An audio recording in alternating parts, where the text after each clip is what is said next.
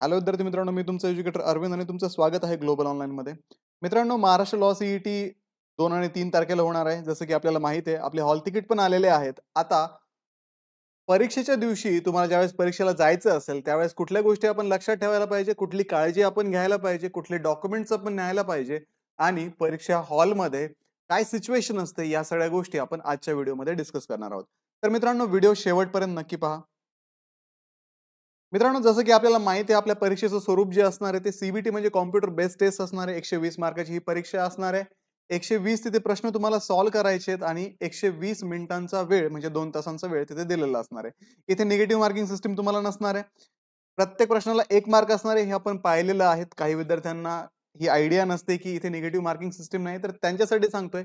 परीक्षेमध्ये negative marking system नाहीये, त्याच्यामुळे लक्षात घ्या, आपल्याला प्रत्येक क्वेश्चन जो आहे तो अटेम्प्ट करायचा आहे. कुठलाही प्रश्न न सोडवता तसाच ठेवायचा नाहीये. त्याच्यामुळे सगळेच्या सगळे 120 प्रश्न जे आहेत ते अटेम्प्ट झाले पाहिजेत.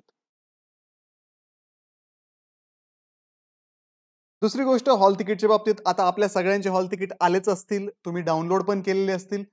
तर लक्षात घ्या, हॉल तिकीटची एक ब्लॅक व्हाईट प्रिंट काढून घ्या. आणि विद्यार्थी विचारताय की सर, प्रिंट काढताना मग पहिलं पेज काढू की दोन्ही पेज काढू? तर लक्षात ठेवा, दोन्ही पेजची प्रिंट काढा.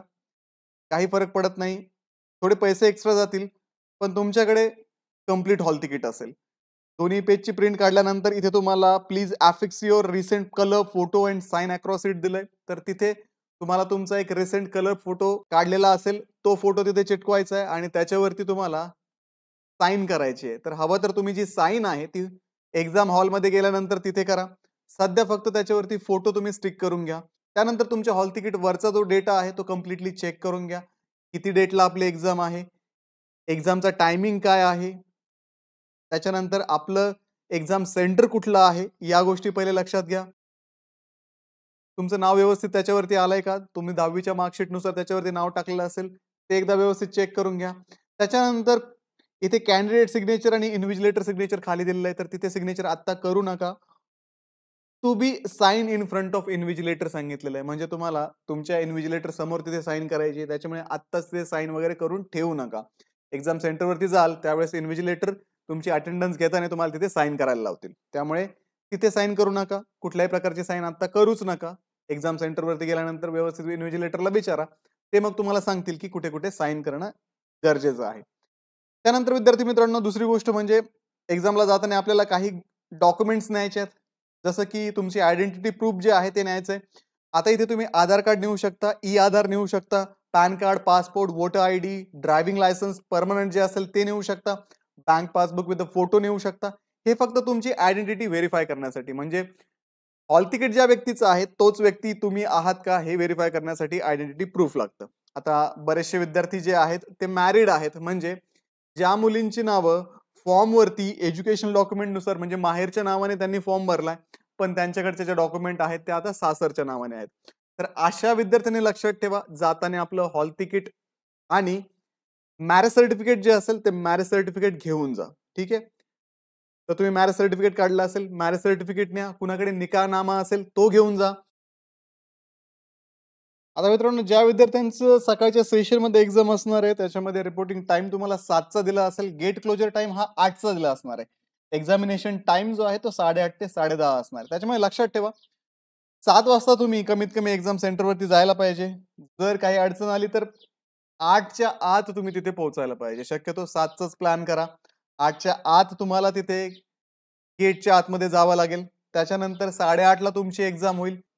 8:30ला जी एक्झाम सुरू होते, 8 ते 8:30 मध्ये तुमचं तिथे लाईव्ह फोटो घेतला जातो, बायोमेट्रिक व्हेरिफिकेशन केलं जातं, अटेंडन्स घेतली जाते. या सगळ्या गोष्टी या टायमिंगमध्ये होतात. त्याच्यामुळे 8च्या पुढे तुम्ही जर तिथे पोहोचलात, तर तुम्हाला तिथे एंट्री मिळणार नाही. त्याच्यामुळे आत्ताच पाहून घ्या तुमचा टायमिंग काय आहे.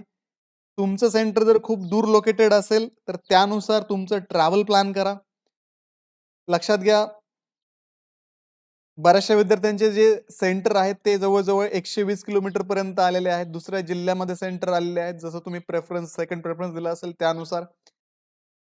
तर अगोदर तुम्ही Google मॅपवरती चेक करून घ्या तुमचं सेंटर ॲक्चुअली कुठे लोकेटेड आहे.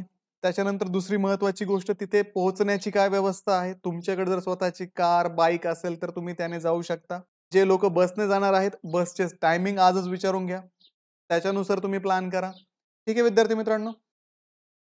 आता सेंटरवरती गेल्यानंतर तुमचं तिथं बायोमेट्रिक व्हेरिफिकेशन होतं, लाईव्ह फोटो घेतला जातो.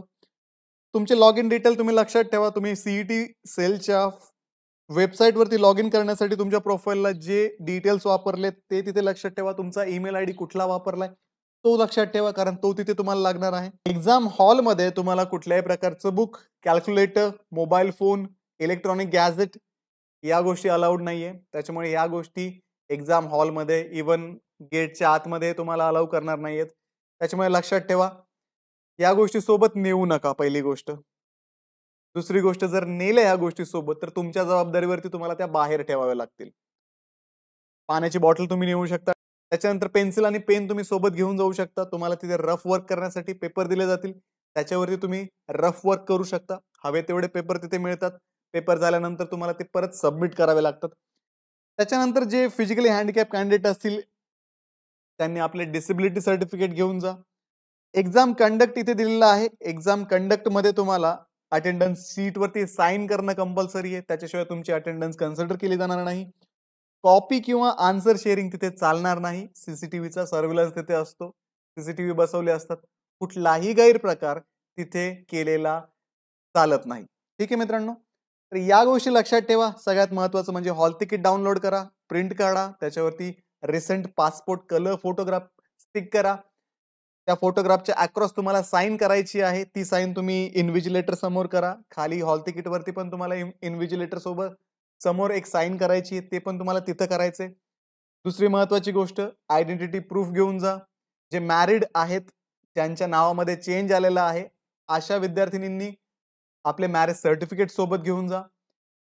त्याच्यानंतर गेट क्लोज होण्याच्या आत तुम्हाला गेटवरती पोहोचायचंय. एकदा गेट क्लोज झालं तर तुम्हाला एंट्री दिली जात नाही. त्याच्यानुसार ट्रॅव्हल प्लॅन करायचंय. सोबत कुठल्याही प्रकारचं बुक, इलेक्ट्रॉनिक गॅजेट, मोबाईल काहीही आतमध्ये अलाउड नाहीये. त्या गोष्टी आतमध्ये घेऊन जाणं टाळा. सीसीटीव्ही सर्व्हिलन्स खाली तुमची एक्झाम होते, त्याच्यामुळे आन्सर शेअरिंग कॉपी हा प्रकार सीईटी मध्ये होत नाही, करूही नका, डिस्क्वालिफाय व्हाल. दुसरी गोष्ट, लवकर एक्झाम असेल तर नाश्ता करून जा, म्हणजे तुम्हाला एक्झाम तिथे 2 तास बसायचंय. मध्यंतरी तुम्हाला बाहेर सोडलं जात नाही, या गोष्टी लक्षात ठेवा. ठीक आहे. या सगळ्या गोष्टी व्यवस्थित प्लॅन करा, सगळ्या गोष्टी सोबत व्यवस्थित घेऊन जा आणि एक्झामला बिंदास सामोरे जा. तुम्ही आतापर्यंत खूप सारे कष्ट घेतलेत, 3-4 महिने, काही लोक 3-4 महिन्यापासून अभ्यास करताय, काही वर्ष अभ्यास करताय. तर आता या सगळ्या गोष्टींचं फायनलायझेशन या एक्झाम मध्ये होणार आहे. त्याच्यामुळे आज कुठल्याही प्रकारचं टेन्शन घेऊ नका, शांत राहा. जेवढ्या शॉर्ट नोट्स तुमच्याकडे असतील, फ्लॅश कार्ड्स असतील, तेवढं फक्त वाचा. एमसीक्यू वगैरे सॉल्व्ह करत बसू नका. नवीन कुठलीही गोष्ट करू नका आज. फक्त ओव्हरलुक करा आणि उद्याच्या एक्झामला शांत डोक्याने तुम्ही सामोरे जा. ठीक आहे. जर तुम्ही कष्ट घेतलेत तर तुमच्या कष्टानुसार तुम्हाला उद्याच्या एक्झाम मध्ये फळ मिळणार आहे. ते कुणीही त्याच्यापासून तुम्हाला रोखू शकत नाही. ठीक आहे.